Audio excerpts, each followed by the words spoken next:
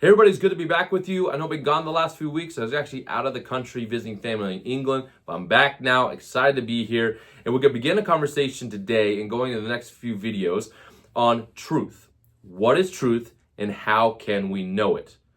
And I want to be more focused today on one specific kind of statement or claim people often make. And the statement is, don't all roads lead to God? Or another way of saying it, they say, aren't all religions basically the same? They would paint this picture of a mountain, all right, and all these different roads going up to the mountain. At the top of the mountain is God or heaven, and we're ultimately all going the same way, be it if you're Muslim, be it if you're Buddhist, be it if you're Hindu, be it if you're Christian. We're all just going up the same mountain, just different paths, with the same destination at the end of it. Now, the statement sounds nice, like utopian, we're all in it together, kind of thing, but we have to ask, does this have any weight? Is there any truth to this claim or statement? Remember, just because something sounds nice does not mean it's true in any way.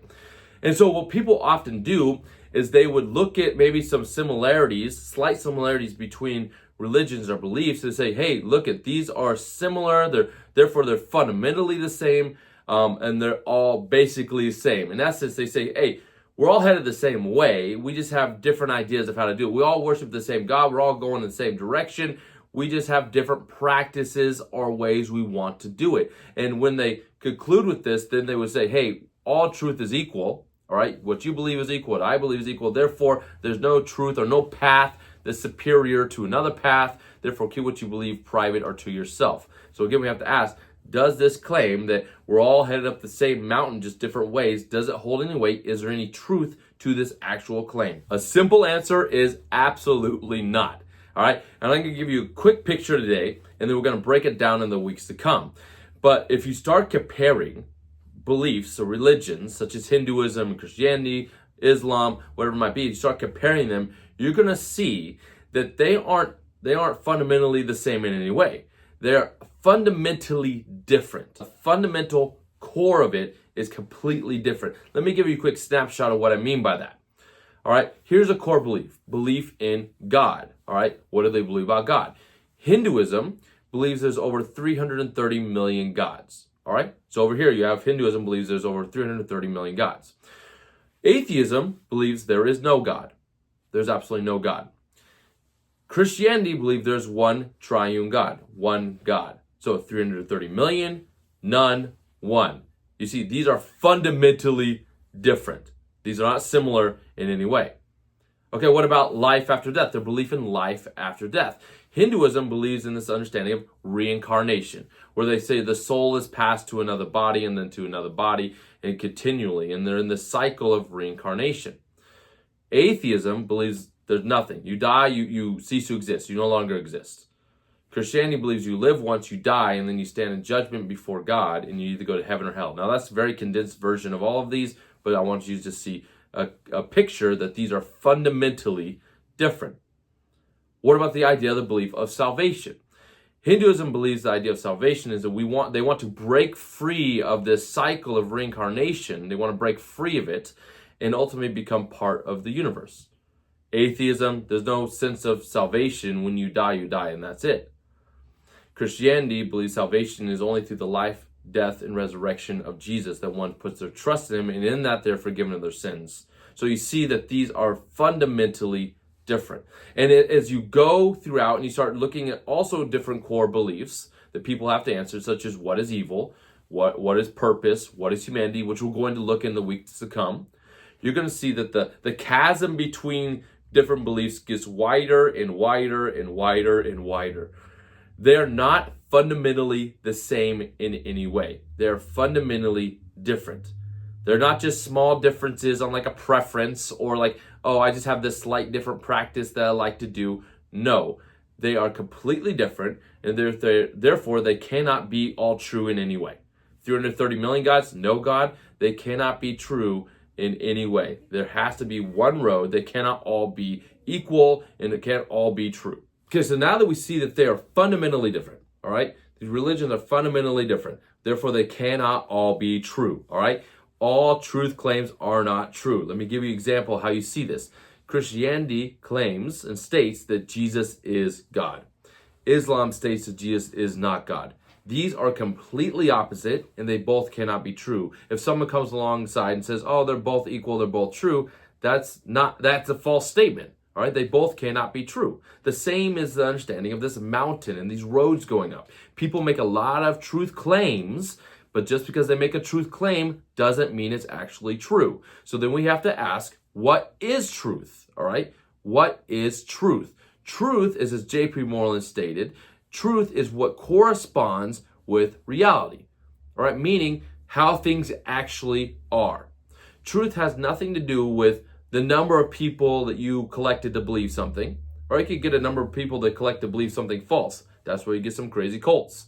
All right, or it has nothing to do with how sincerely you believe something. You can sincerely step off a cliff, think you're going to fly, but you're going to be hit with reality and hit the ground. All right, it doesn't matter how you feel about something. I feel it deep in my heart. Doesn't necessarily mean it's true. It's not the basis of what is true. It doesn't have to do with what you desire. Right? Truth is what lines up with reality. But we live in a culture that tries to get rid of truth or make the statement that truth is just relative. What you believe, what you believe, what I believe, therefore it's all equal. Now, understand this. If someone says all truths are equal, or someone says there's no absolute truth, or there's no absolute path, it's all equal paths, that statement itself is an absolute or an objective truth claim. And so therefore you have to ask, well, how do you know what you're stating is true? Because if you're stating what you say is true, that all things are equal, you're also stating what anybody else says outside of this is false. It's a self-defeating argument. It cannot be true. Again, we want to ask because we're seeking what is true. We want to know what is the right path because, again, they cannot all be true. All truth claims are not equal.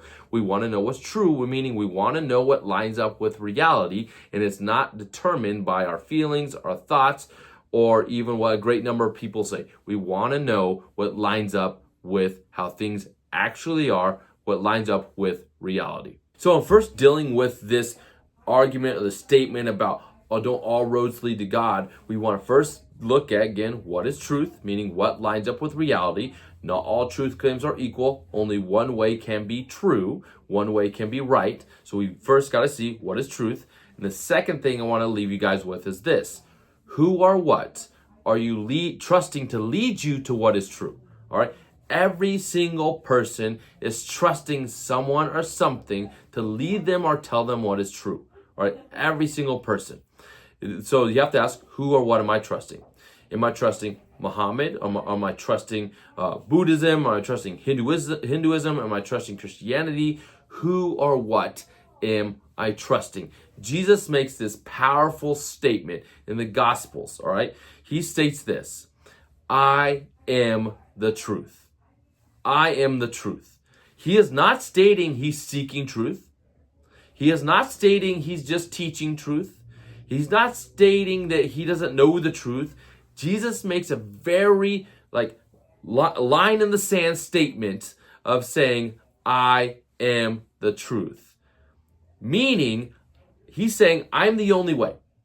I'm the only way to be saved. I'm the only path. Now, in the coming weeks, we're going to be breaking this down a little bit. We're going to be looking at Jesus as in the Gospels, as in Christianity, and we're going to be comparing it with other beliefs and religions and seeing why I trust Jesus, all right, and why I trust him as the only path. But again, I want to leave you and challenge you with this. Who or what do you trust? Again, do you trust Muhammad? Do you trust Darwin? Do you trust Buddha? Do you trust Jesus? Who or what do you trust? Not all roads lead to God. This mountain utopian idea is completely false. I know we like the idea of it. It sounds nice to our ears, but again, something nice does not mean it's true. All right? All roads do not lead to God. All truth claims are not true. All right? All truth claims are not true. And so they're fundamentally different. They're completely different in what they're stating and where they're saying the right way to go is. And so we're going to be looking at this, and I will be showing you and challenging you to look at the person Jesus as described and written in the Gospels, that he is the only one trustworthy, that he is the only path. And so people will then argue, Daniel, Daniel, come on. You're saying Jesus is the only path. He's the only way. Isn't that narrow-minded? Well, first off, Jesus made this statement, I am the way, the truth, and the life. He that's his words. That's his statement. He is making that very strong claim. But it's important to know that, again, every truth claim, meaning anything that anybody says is true, is exclusive in and of itself. Meaning if you say something is true, you're automatically saying something is not true. All right? If you believe and follow what Darwin says and everything he says, then you are by default are saying anything that he doesn't say or anybody that says opposite is false. Every claim of truth, every truth claim is exclusive. So Jesus' truth claim of being the only way, the truth, and life, yes, it is exclusive. It is exclusive, but it is inclusive in the fact he says all people that turn to him can be saved. He gives this picture of a wide road and a narrow road. He says people are headed on this wide road to destruction. The narrow road, which is him, leads to life. And he's saying, but you can go to this narrow road. It's what we choose to do. Will we follow him or not? Now let me give you an example as we wrap up here so you get a better picture of what I'm talking about, this idea of exclusive and inclusive. If you were drowning, all right, if you were drowning and someone threw a life vest to you or a life raft or threw something to you, okay, and say, grab hold of it to be saved. Now, that in and of itself is an exclusive claim. Why? Because it's saying that is the only way to be saved. And you can sit there and be like, you know, I don't like that. I want a different color. I want a different thing. I want this or that or this or that. You can make all those statements, but the reality is you're going to sink if you don't grab hold of it. Yes, it is exclusive, but it's inclusive. In fact, anybody that grabs hold of it will be saved. All right, you have to see that picture. So again, as a wrap up here, do all roads lead to God? This idea of a mountain, all the roads, whatever it might be, are just going the same direction, the same thing? Absolutely not. And we're going to be showing it more as we go forward in the weeks to come. They are not going the same way, all right? There's only one road that leads to life. There's only one road that can lead to God. There's only one road. And you have to ask yourself, who or what do you trust to lead you? Who or what? What road are you on, and why are you on that road? Why are you following that person or that belief? Why? And is it trustworthy? And I hope to challenge you guys with who Jesus is, what he states in the Gospels, and why he is trustworthy. So come back next week. We're going to be digging more into this, but I'll see you guys next time.